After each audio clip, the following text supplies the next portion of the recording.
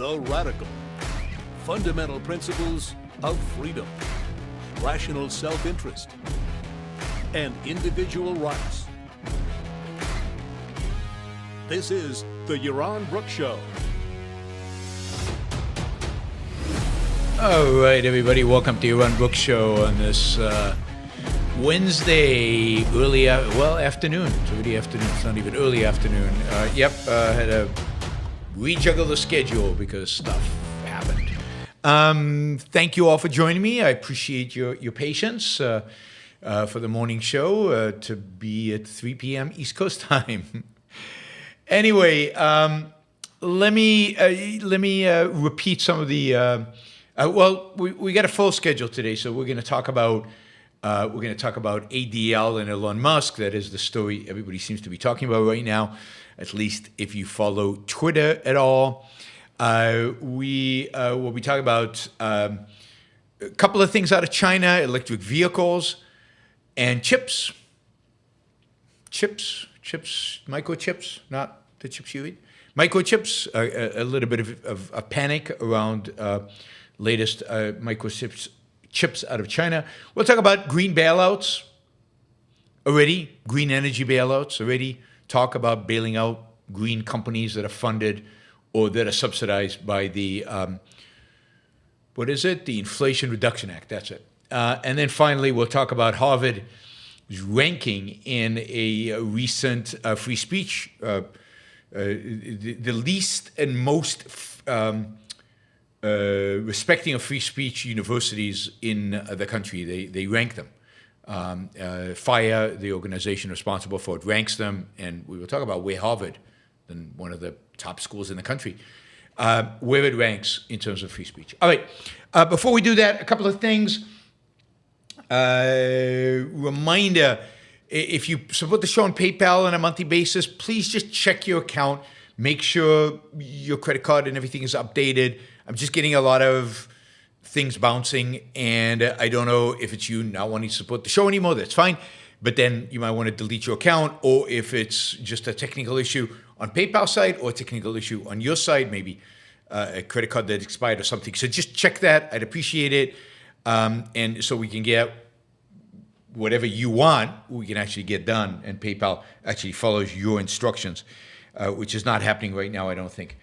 And then second, I want to remind everybody, I'm looking to do a public speaking seminar in London, October 18th, full day, so it'll be many hours, a lot of one-on-one, 1-on-10, but a lot of individualized attention, a lot of individualized input into your public speaking ability, technique, development, content. We'll cover all of it, and you'll get that in a very intimate setting. It's not going to be cheap, but it's not going to be crazy expensive like many public speaking coaches charge.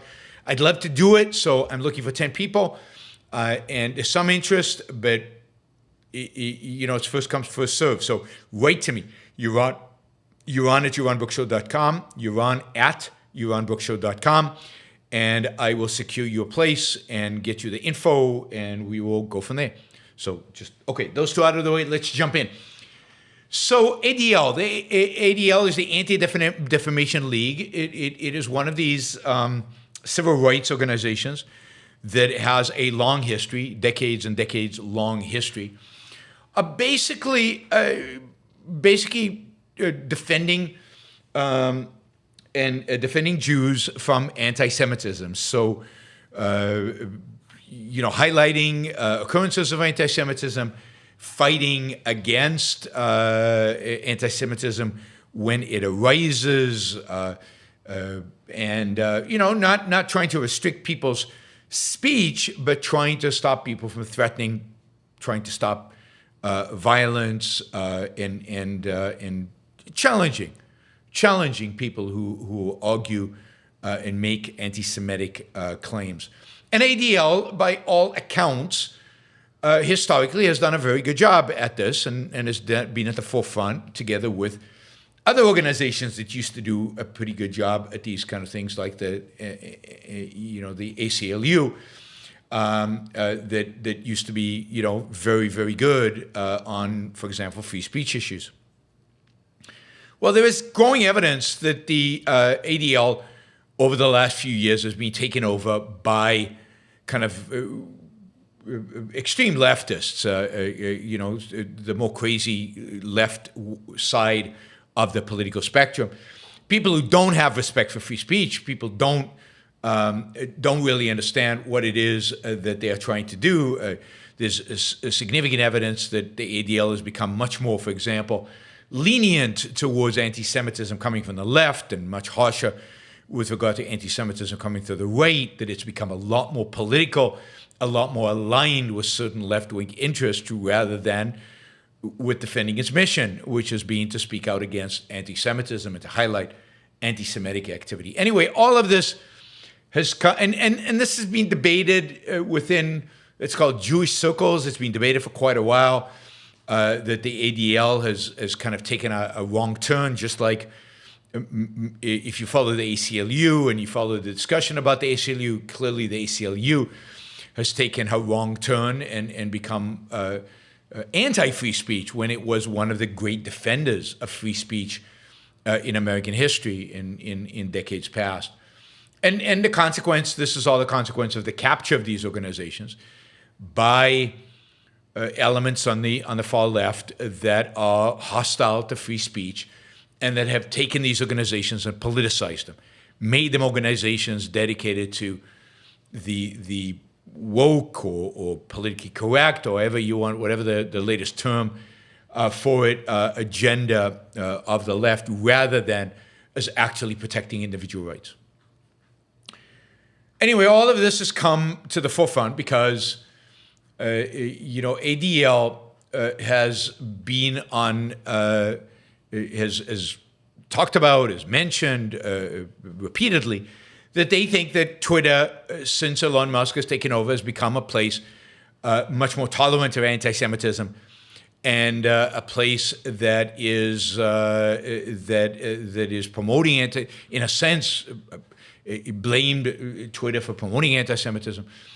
And indeed, as Elon Musk claims, has approached advertisers who used to advertise on Twitter, or X, or however they want to call it these days, and encouraged those advertisers not to advertise on Twitter anymore because Twitter is a platform that promotes anti-Semitism, right? The head of the ADL, a well-known kind of leftist, met last week with the CEO of Twitter. The idea was, could they talk about it? Could they come to some understanding?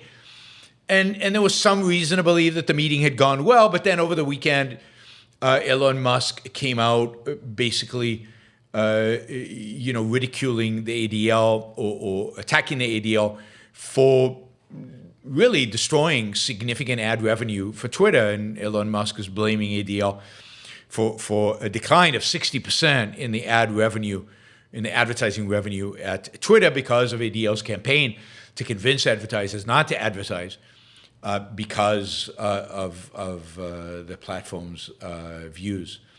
The last thing that happened, I guess yesterday or the day before, was that Elon Musk threatened to sue the Anti-Defamation League for defamation, for defaming Twitter, for speaking ill of Twitter, for lying about Twitter, and thus hurting its business. Now, whether that is a legitimate lawsuit or if that is a lawsuit that could be successful at all is not something I know, not my area of expertise, defamation laws. But certainly this has got everybody's attention. And really there are two sides. You can see how the world splits into two on these things. One side is, on the ADL side saying, yes, finally, we're having an impact. We're getting Elon Musk's attention. It's about time that, Twitter stopped being this crazy right-wing, anti-Semitic, racist platform. So that is certainly one side of the equation. The other side is finally Elon Musk, somebody in social media standing up to places like the ADL and other NGOs who are accusing platforms of not being woke enough, and really going after advertisers and hooding the platforms unless the platforms cave. So a lot of these NGOs supposedly are using blackmailing the platforms in order to get them to limit the speech on the platforms. Now,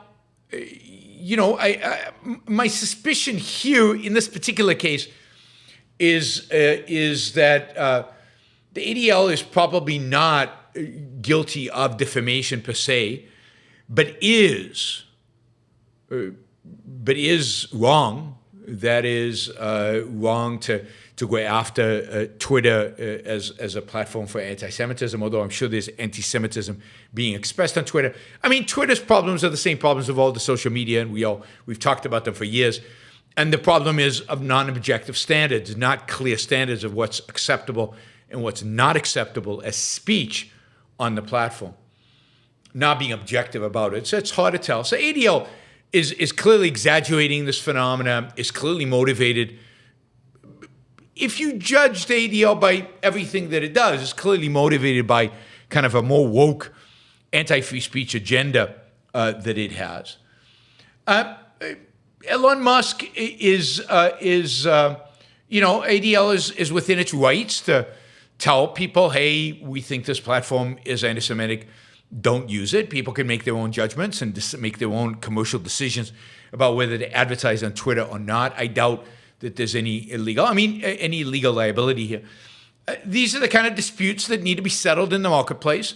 Elon Musk can do what he wants with Twitter. ADL can do what it wants with its money as long as it doesn't engage in illegal activity or defamation being an illegal activity. But Elon is probably making a big deal out of all of this because it suits his purposes, whatever they might be, among others, to make himself kind of a big-time defender of free speech, and also, to score certain marketing points by standing up to the ADL. It's clear to me that this is not motivated from Elon Musk's perspective by anti-Semitism. There's no reason to believe that. This is his opportunity to stand up to perceive bad guys, make himself into a hero for a certain crowd. Sadly, the crowd that has rallied around Elon Musk on this issue, many of them are the anti-Semites on Twitter. Nick Fuentes is one of the people that has rallied around Musk.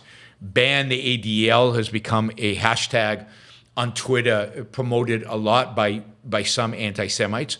Nick Fuentes is an anti-Semite. Unfortunately, Musk is doing what he often does, which is interacting with horrible people.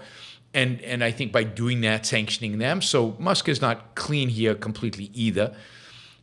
People like Nick Fuentes, I don't want to ban their speech, but they need to be recognized for what they are. They're the crudest type of anti-Semitic, racist, slick, horrible individuals. And somebody like Elon shouldn't have anything to do with them, even if they're still on the platform. There's zero reason to interact with people associated with Fuentes. So this is, of course, creating a big to-do online. It's an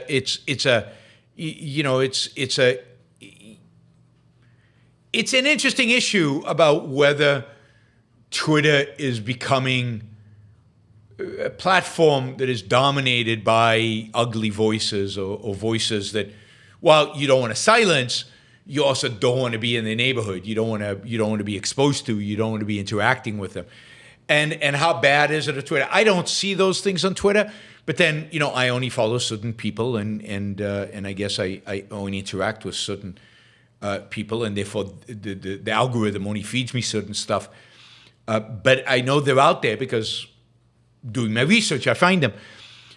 To what extent this is, how prevalent this is probably exaggerated, or I'm pretty sure he's exaggerated by the ADL, but there is an issue. There is an issue, and Nick Fuentes maybe represents that issue. And the fact, again, that Musk interacts with some of these weirdos only enhances their power, gives them more followers, expands their exposure, and that is sad. So I'm not siding with either party here. I think they're both probably motivated by the wrong things. But it's going to be interesting to watch this play out on Twitter and elsewhere. All right, let's jump to a couple of stories about China. And we've talked quite a bit about stories that relate to China's economic problems. But in one area, China is doing very, very well. Chinese businesses, put it this way, are doing very, very well. And that is in the production of electric cars. I don't know if you know this, but Warren Buffett has, for quite a few years now, been a large investor in an electric car maker out of China called BYD. BYD only makes electric cars. It is a direct competitor to Tesla. Its cars are cheaper, and they're getting better and better and better. Indeed, BYD has become the number one best-selling brand in China this year. It used to be Volkswagen. Now it's BYD. Volkswagen wasn't selling electric cars, so the number one brand in China in terms of sale of cars is an electric car. Well, this week, Munich is holding a big auto show. It's one of the big auto shows on the schedule in the world, where auto manufacturers are showing off their latest and greatest cars. And the Chinese are there in strength. A number of Chinese electric car makers, there's more than one, a number of them are there, and they are displaying some pretty exciting cars. Cars that have got the Germans really, really worried. Cars that are going to be introduced into European markets in the next couple of years. Whether it's SUVs or sedans, all electric, again, with exciting battery technology, longer ranges, built-in technology, and of course a price tag that is significantly below what the Europeans are manufacturing electric cars at. This is a real challenge to one of Germany's largest and strongest industries, which is the car industry. Whether it's Volkswagen, whether it's Daimler-Benz, or whether it's BMW. I think Audi is owned by Volkswagen. Anyway, I mean, big auto companies. But really, more broadly, Peugeot in France, Fiat in Italy, the Swedes, which have, I think, Saab and Volvo, though I think Volvo is owned already by China, by a Chinese company. Anyway, the Chinese are going to enter Europe with a flood of electric cars at a price point that is super attractive, particularly given Europe is struggling economically, and maybe Europeans are going to be able to afford fewer of the luxury cars that the Germans typically produce. But again, remember, the Germans and the Italians and the French produce cheap cars as well. Volkswagen, Peugeots, and Fiats are pretty low-end cars. But given the mandates to shift to electric cars that every European country has embraced, given the moral, supremacy, the moral, I don't know, what do you call it? Pretense, the virtue signaling associated with electric cars, there's going to be a real push in Europe to buy an electric car. I'm not sure exactly where they're going to get the electricity to fuel all these cars from.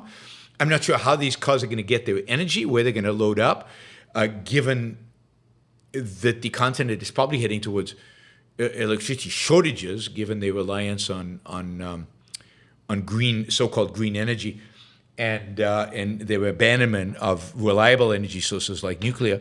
So some countries are going to do better than others in this regard. But anyway, everybody's going to be required to drive an electric car, and the reality is that the Europeans are lagging, and the Germans, who have always been at the forefront of technical innovation when it comes to automobiles, at the forefront of producing the best automobiles, are facing competition from China, which I don't think they expected. And they are way too slow to innovate to catch up. And China's already is exporting more cars than Japan now. I think the Japanese car manufacturers are in trouble, although Japan probably has better technology. I think Toyota is going to come out with a revolutionary battery that's going to have much longer range. But something is happening in the electric car industry, and that something is China. You'll notice that Tesla has reduced prices on its automobiles this year already by about 25%. I don't think that's bullish. I think that's a recognition of the fact that while they might not yet face real competition from Chinese manufacturers here in the United States, on a global scale, they are facing this competition. And it is serious. Tesla might be considered a higher-end brand than a typical BYD electric car, but BYD is starting to build higher-end brands, and they unveiled some pretty cool high-end electric cars at the Munich show. And as I said, I think the Germans are panicking. Tesla might be a little worried, and generally the Europeans are worried. XPeng, which is another Chinese electric car manufacturer, is planning to sell electric cars in Germany next year, 2024. It already sells them in Norway, Sweden, Denmark, and Holland. And a number of the other Chinese manufacturers are going to be entering the European market, with a strong product and really strong pricing. While Renault, for example, is investing heavily in new technologies and new EV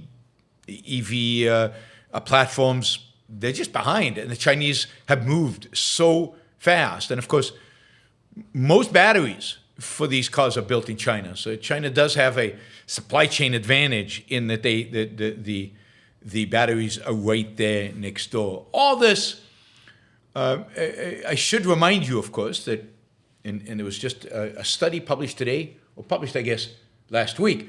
Last week that showed that EVs are no cleaner from any perspective. That is, if you buy into CO2 or whatever the perspective on pollution that you have, EVs are no better for the environment than gas-fueled cars because they are so carbon intensive to build. Chinese EVs are all built on coal energy produced in China. And actually, for an EV car to become less polluting than a fuel car, it has to be driven a lot, depending on the model, depending on the environment, depending on which car and where it was built and so on, anywhere between 28 to 68,000 miles.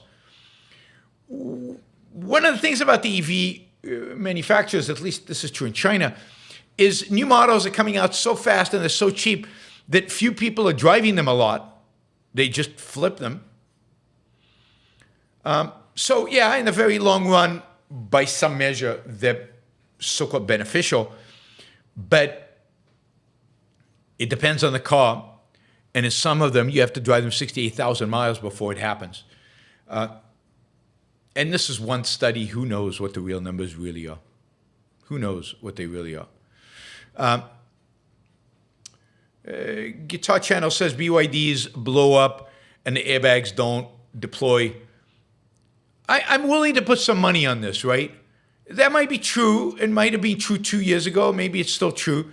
But my guess is once they enter Europe, BYD's cars will have safety records that are the equivalent of European cars, and it will have airbags that deploy just as well as anybody else. I mean, I remember the days where Japanese cars entered the United States in the early 1970s, and they were crap, and they were death tin cans.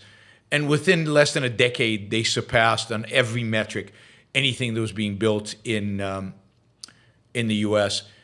Given Warren Buffett's investment given their drive to globalization, given entry into a very, very competitive European market, where there is a lot of emphasis on safety and things like that, BYD cars will get better, and they'll be just as good as European cars within a few years. And unless European car makers take them seriously, unless American car makers take them seriously, they will come to dominate. They will come to dominate the industry. Okay, another story out of China. This one is a little bewildering and head-scratching and you could say worrisome. Huawei came out with a new phone last week, and it was a 5G phone with a 5G chip. And when people took it apart, they found what's called a Kirin 9000 processor inside of it. And what they found was a processor that was far more advanced than what anybody thought the Chinese could produce. It's a 7 nanometer processor, built on a 5 nanometer platform, so 5+2, it's called. Now, again, I'm no expert at this, so if I make any technical mistakes here, forgive me.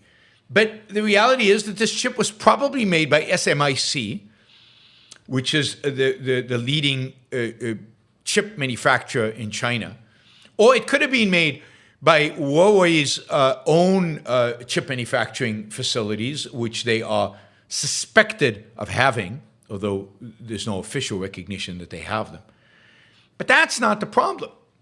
The problem is that the Biden administration indeed has rallied Japan and Netherlands and other countries around the world, South Korea, to prohibit sales of advanced chips to China, but more importantly, prohibiting the sale of equipment that makes possible the making of advanced chips to China, primarily this extreme ultraviolet machines that allow you to make these 5 nanometer chips. So how did they make it in spite of that? Are these chips stolen and rebranded? Probably not, given just the sheer number that Huawei is putting into their phones. We're talking about a lot of chips. Or have the Chinese found an alternative way to make 5 nanometer chips that does not require the ASML machine, the extreme ultraviolet machine that is made by only one company, ASML? We don't know. And it truly is a mystery. Nobody knows where these chips came from and how the Chinese actually made it. There is one known process by which they could have made it that would not have required the extreme ultraviolet lithography. But that process would make these chips super expensive. Now, it's possible, given how much this industry is being subsidized by the Chinese government, that's what's happening. These are just using an alternative process that's super expensive, but the Chinese are doing it anyway. But in any case, what this is making, I think, very real is how difficult it is to ever have economic sanctions that actually matter, that actually makes any difference. That even if you think you've got a massive technological lead, which everybody assumed the West had, of at least a decade,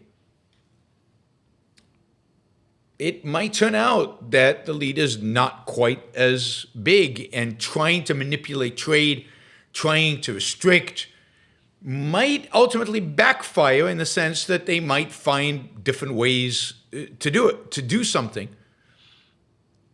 Now, again, this chip is nowhere near as advanced as the 3 nanometer chips that TSMC is building for Apple in Taiwan that will be in the new iPhone that's coming out.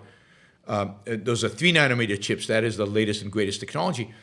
But it does mean they are a lot less behind than everybody assumed. And that, of course, has military implications and national security implications, and has implications with regard to why the hell are we bothering with all these sanctions and limits and limitations when they're right there, and maybe what we're actually doing is motivating them and inspiring them to innovate and to get around these restrictions. Now, I still think Chinese innovation will decline. It's capped. It's limited by how far it could progress by the authoritarian nature of the Chinese regime. But they could still progress quite a bit, maybe, in spite of that. And anyway, a lot of people are looking into this. I think the U.S. government is looking into it. A lot of people are trying to figure out what happened and how they made these chips, what technology they used. Did somebody break the sanctions? Unlikely. But what is going on here? I think this is the mystery right now, and it's going to be interesting. It's going to be very interesting to find out. I wish I had the guy who wrote Chip War, Miller. I wish I could ask him. It would be. I'll do some research and see if he's written on this, because it'd be interesting to see, as an expert on the industry, to see what he thinks is actually going on here. But it is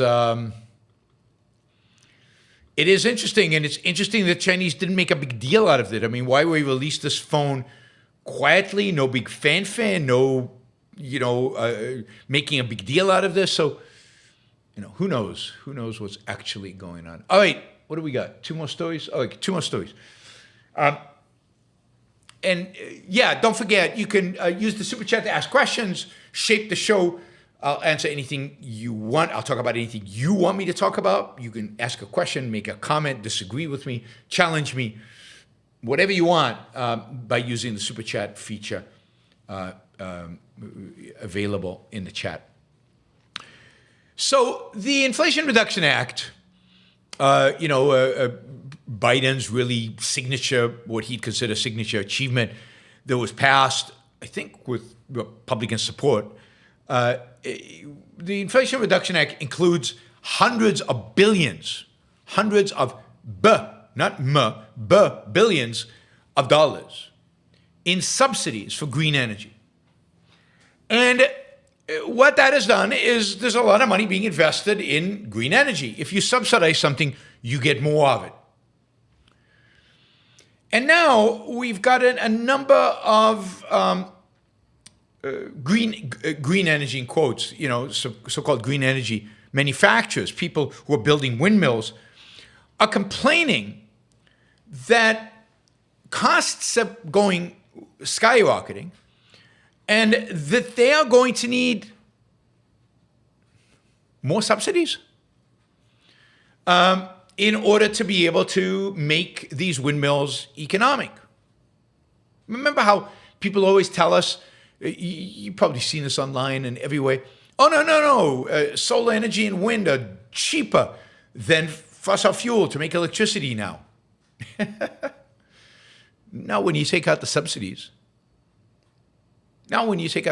indeed, if the price increases that some of these windmill manufacturers or windmill builders of windmill farms off the coast are demanding actually go through, then solar and wind are going to be 2 to 5 times more expensive than electricity produced via natural gas. Right? Now, why are all these manufacturers saying they need higher prices? Why are they demanding, in a sense, subsidies and help from the state? Well, they're claiming that the equipment that they're buying is going up in price because of inflation. Inflation from the Inflation Reduction Act, something like that. But is that really the reason? Generalized inflation? Well, is it the fact that because the government is subsidizing this area, everybody is investing in it, building and trying to build wind farms, that the demand for the equipment is driving up costs? Well, of course, it's exactly that. The inflation, in quotes, that is occurring in windmills is a direct consequence of the artificially increased demand for windmills created by the government subsidies, created by the Inflation Reduction Act. Who would have known that an Inflation Reduction Act would actually increase inflation? Who could have said that? So we are subsidizing our taxpayer money, our money, all of our money, if you pay taxes, is subsidizing an industry that produces energy at 2 to 5 times more expensive than natural gas, that is far, far, far, far, far less reliable than natural gas, because it actually depends on the wind blowing, versus natural gas that is just there, and that is going to be super expensive because they can't afford to build them unless they can charge higher electricity rates, and that is driving up costs for all kinds of materials and all kinds of equipment because of this kind of demand that is happening. It's just insanity. It's why government should stop centrally planning. It's why industrial policy never makes sense. It's why we should separate government from the economy, not try to manage the economy for the benefit of some higher, better, greater cause. Let the market work. And if we all decide that we really value green energy, we will demand green energy, and we'll accept the fact that we'll pay high electricity costs. But don't do it through government. It'll just distort and pervert and actually make it much more expensive. So you can see it with the electric, you can see it with the electric cars. Where's the electricity going to come from? You can see it with windmills. They're not going to provide enough electricity for everybody to have the car. And do we have a grid that can provide electricity to every car in the United States? The whole thing is just such a fantasy. Such a fantasy.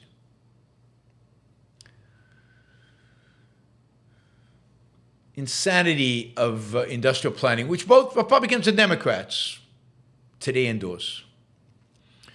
All right, FIRE, the Foundation for Individual Rights and Expression, an organization I've worked with in the past when we did panels and debates on the Danish cartoons. We worked with FIRE. We've worked with FIRE in the past on other issues related to free speech.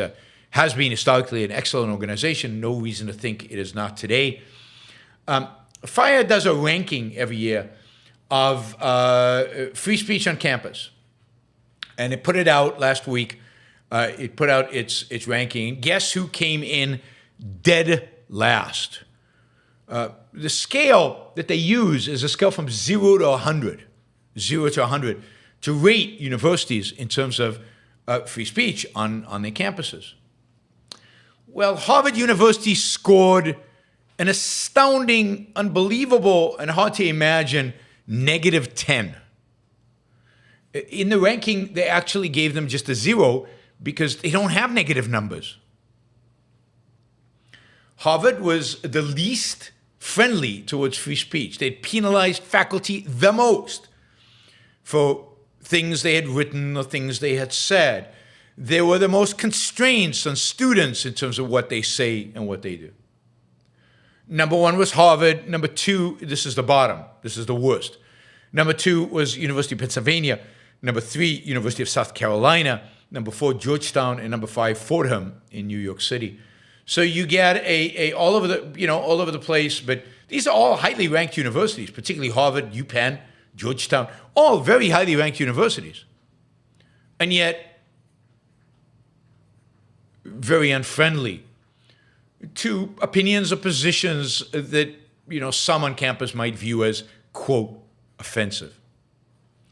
The best universities for free speech were, and for what it's worth, right? I mean, these scored the highest.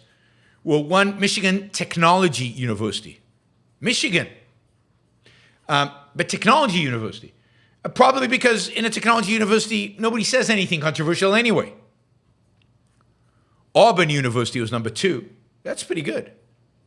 University of New Hampshire, Oregon State University, Oregon State University, and Florida State University. These are the ones that scored highest in terms of actual free speech. FIRE does good work in terms of bringing this forward, and then What it really is known for is defending professors, defending students when they are shut down, when the university comes after them, and going after the universities and protecting students and universities from often the fact that the universities are bridging their own founding documents, their own guidelines, their own rules. All right. Of course, universities are a place where you'd expect the greatest freedom of expression. Universities are places where we deal with ideas. Some of them ideas we like, some of them ideas we don't like, but we're exposed to a wide array of ideas. That's the whole point of going to university, to be exposed to all this and to learn and to study. I mean, you don't have to be exposed to everything. There's certain ideas that nobody should be exposed to. There's no reason to expose people to it. Still have a right to do it, but university is a private entity and they can decide certain ideas are not acceptable. But universities are becoming more and more and more, or less and less and less, hospitable to what I would consider pretty mainstream ideas, but that somehow some find offensive.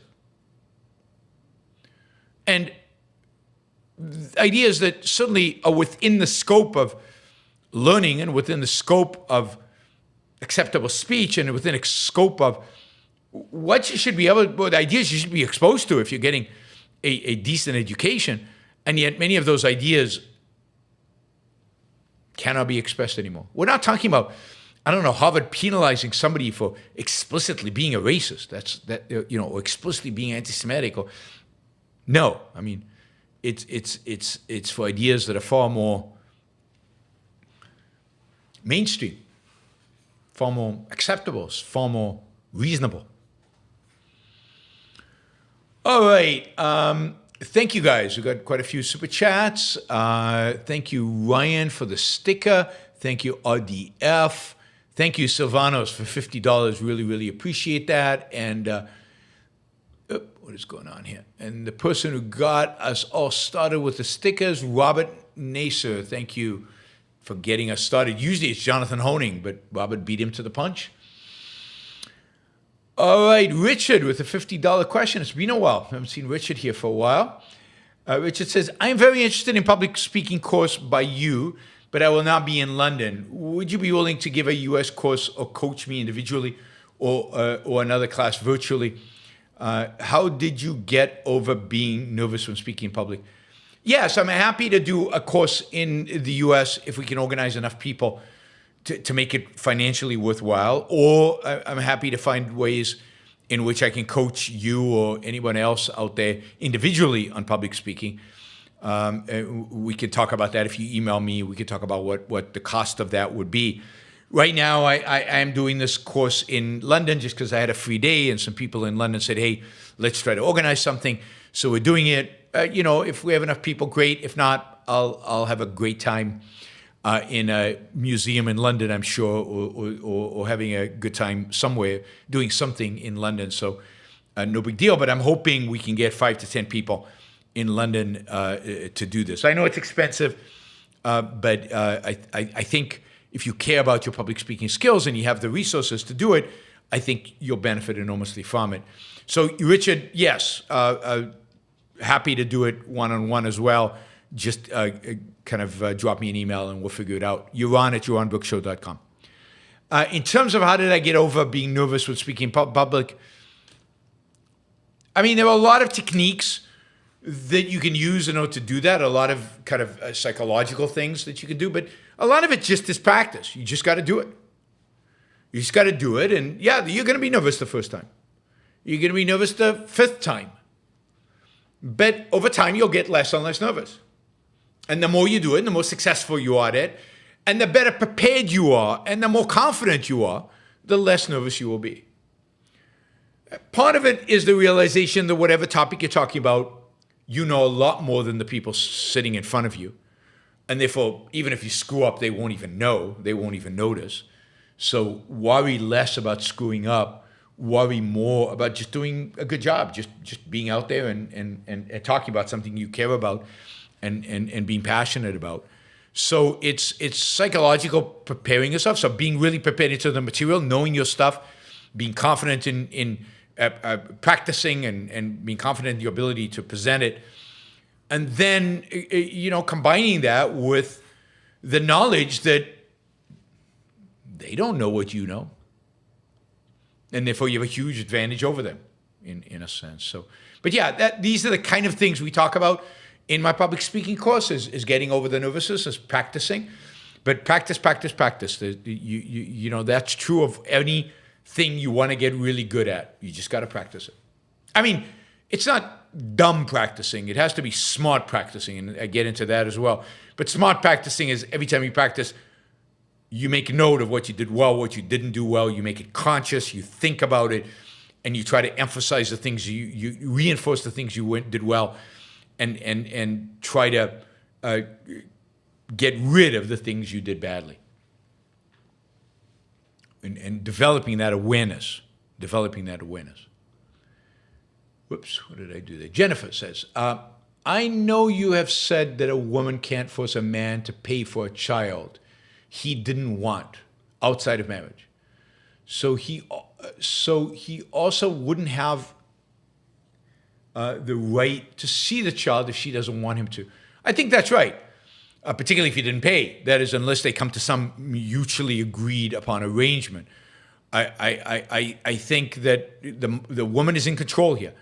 And ideally, they come to some arrangement, whether that arrangement involves visitation, whether that arrangement involves support, financial support, all of those things, none of those things, but some kind of voluntary arrangement. But at the end of the day, she gets to make the decision.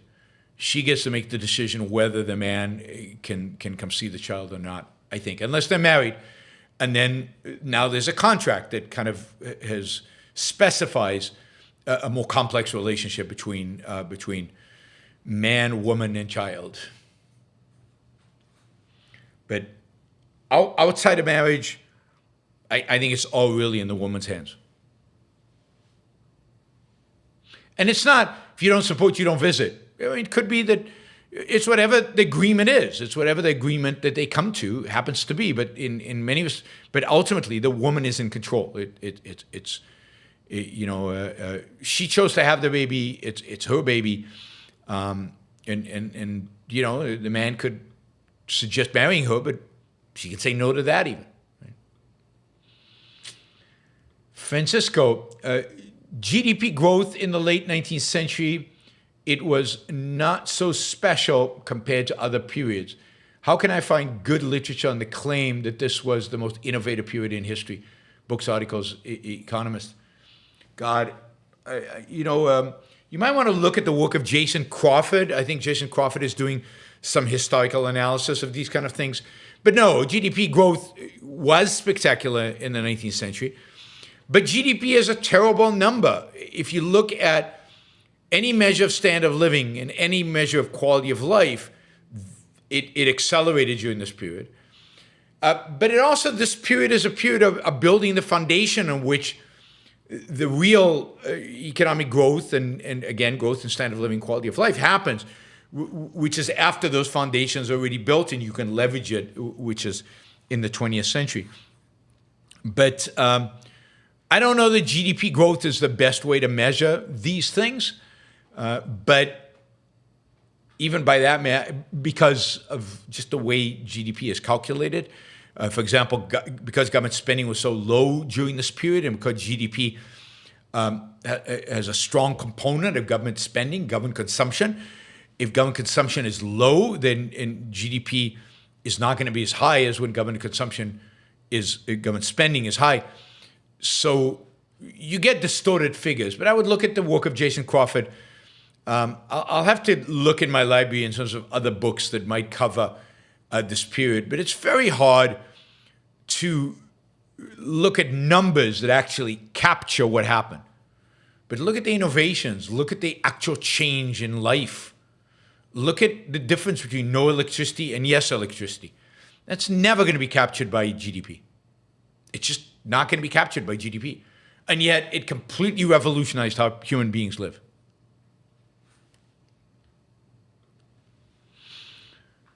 James Taylor, you said yesterday people don't take their lives seriously because of altruism.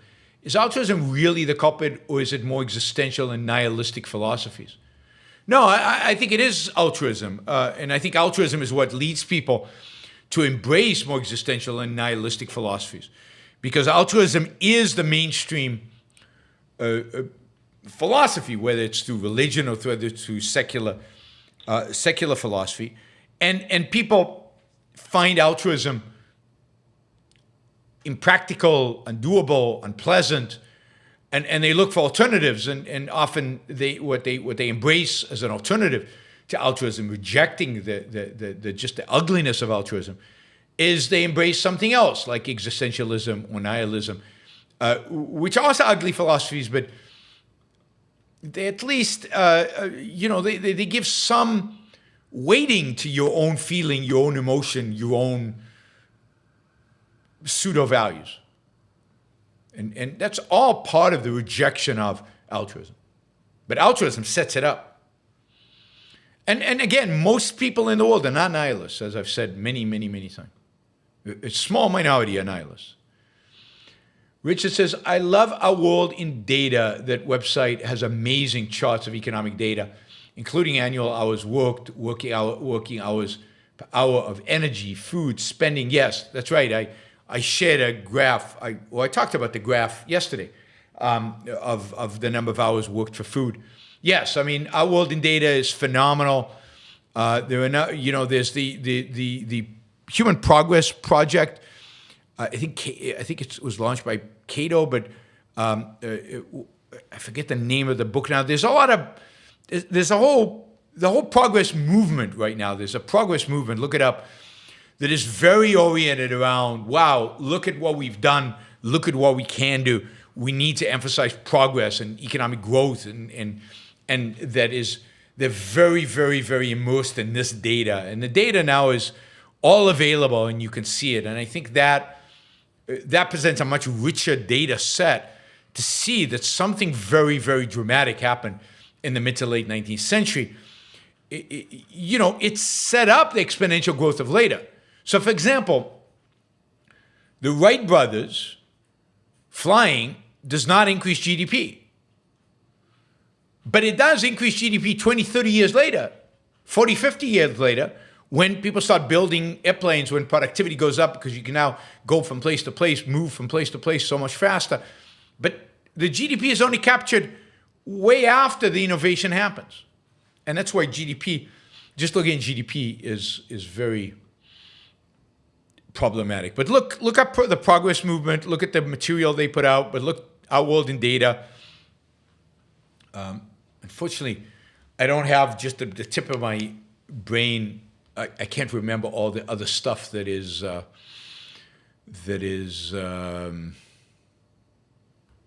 other resources that are available. But there are a lot of really cool resources for data today. James says, you notice young people think not caring is cool. They'll make fun of you for anything so long as you take it seriously. Yeah, I think that's right. That's cynicism and skepticism, and that is much more dominant, I think, than nihilism in our culture. If you think about, it's one of my big complaints about TV shows that you guys all grew up on, like The Simpsons and oh God, what is the other show? Animated show that's super cynical and super skeptical and tears down everything it can get its hands on. It tears down. Anyway, more and more, Family Guy, I'm sure, is like that. South Park, right? And the whole genre of children's or pseudo-children's TV shows that are basically about tearing stuff down, basically about shredding values and attacking values. And I think what we get from that is a real cynicism and a real cynicism. We live in a cynical culture, and young people particularly are that way. Richard, again, thank you, Richard. Have you heard of effective accelerationism? No, I haven't. A play on effective altruism. They want to keep government out of AI and ensure tech keeps advancing. They also support geoengineering one of the few positive political trends. No, I haven't. Send me a link if you have an opportunity to something of theirs. But yes, there was generally a movement coming out of the progress movement out there, the Yes in My Backyard movement, the progress movement, I keep saying, that are very, very focused on advancing humankind. They often are doing it for the kind of they position it in the context of effective altruism. And most of the people who push this are in one way or another interested in effective altruism. But there's a lot of positive trends in the sense that they are advocating for building, for creating, for progress, for getting rid of regulations and letting progress happen. But this idea of keeping government out of AI is important, really, really important. And it's good to know that somebody is advocating for it. Liam says, quote, "We need a revival of true capitalism, not crony capitalism." Vivek Ramaswamy. Great. I hope he understands what he's saying. I hope he means what he's saying. And I wish he just was more consistent in terms of what he advocates for and what he believes. We will see. Henrik, isn't Vivek the best or least worst presidential candidate? If so, don't you think he is worth supporting? Who else is better? I'm not convinced he is, because I think that while he often says good things, he also has some really, really bad ideas. And he plays to worst ideas. So his position on immigration is very mixed with a lot of very bad elements. His position on drug cartels is very bad. And again, plays to the worst elements within the Republican Party. His position on Trump is horrible, and again, plays to the worst elements in the Republican Party. His position on foreign policy is ludicrous. It's a joke, and it plays to the worst elements of it. So he's very inconsistent. He's very good on some things and very bad on other things. He's excellent on climate change and on energy. But so are most of the Republican candidates, at least as they speak, whether depends on what they say. And again, character matters, because if you're saying ideas that are radical, then if your character is off, then the radical ideas get tainted by your character. Now, Vivek's character seems to be unclear at this point, let's put it that way. So I'm not saying he might not be worth supporting. You don't have to vote yet. So I would take a very much attitude of wait and see. Let's watch. Let's see. Let's see if he matures during the campaign trail. Let's see if he gets more serious. Let's see if some of the fakery and obnoxiousness, like the way he attacked other candidates, was superficial and stupid and wasn't even an attack on anything of substance. Will he mature? Will he get better? But he was playing the Donald Trump. He was playing Donald Trump on stage. He was acting out Donald Trump. Not a good sign. So again, let's watch him and see. I'm not ruling him out. I'm just, let's be very aware of the negatives, and let's be very aware of some seemingly character issues and seeming willingness to say what the crowd wants to hear rather than what he really believes. And I mean, I still think that the best candidate in terms of, in terms of most of our positions is Nikki Haley. And would Nikki Haley agree with the statement we just read about Vivek, about capitalism? Yeah, of course we would. Who is not going to agree with that? What we need is real capitalism, not crony capitalism. Who is not going to agree with that? All of them are going to agree with that. Every Republican in the world will agree with that statement. It's a meaningless statement. What is real capitalism? Vivek, tell us that. Is it separation of state from economics? Are you willing to say that? Are you willing to stand by that? That's a question. Even Elizabeth Warren would say what we need is real capitalism, not crony capitalism. And her definition of real capitalism is hyper-regulated capitalism, hyper-controlled capitalism. It's not capitalism, but it is in her propaganda. It is. I mean, she came out in the economic plan as, I want to protect capitalism. I want to defend capitalism from cronyism. So to say that you're against crony capitalism is not to say anything. Everybody's against crony capitalism. Even the cronies are against crony capitalism. Stephen Harper says, I have recently seen YouTube shows showing cheap Chinese EVs catching fire. I wouldn't want one even if it was free. I mean, fine. I'm not saying you should have one. I am going to say that once they enter the European market, my guess is that they are going to be up to European regulatory standards, which means they're not going to be catching on fire. What you're seeing videos that go viral. Videos that go viral are videos that are sensationalist. And, it's like the stories about the Teslas killing people and Teslas taking over and drive. Yes, it happens. But is it a regular occurrence? I don't believe you. Now, granted, I'm somebody who in 1979 bought a Ford Pinto. Talk about cars exploding.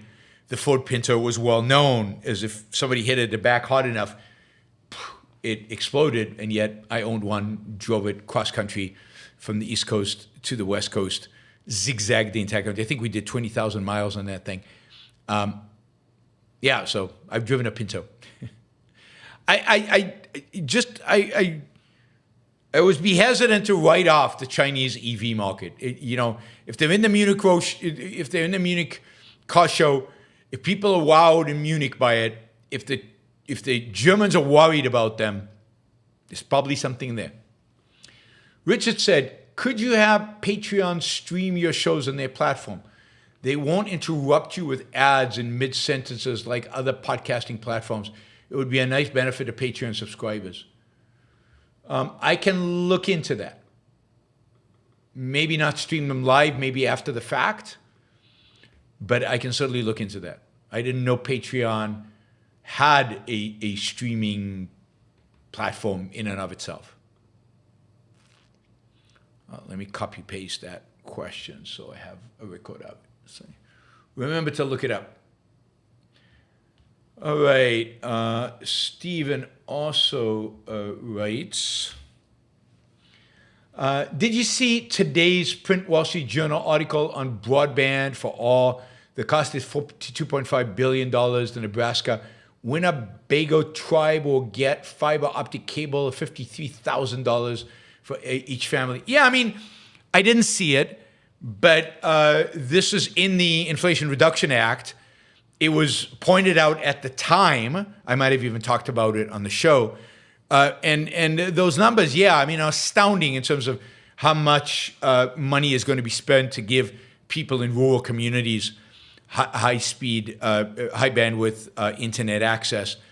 And it's what happens when government subsidizes things. So this was in the IRA, and I remember reading about it at the time.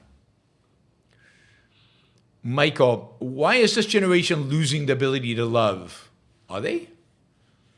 I don't know. Maybe because they're narcissistic and cynical.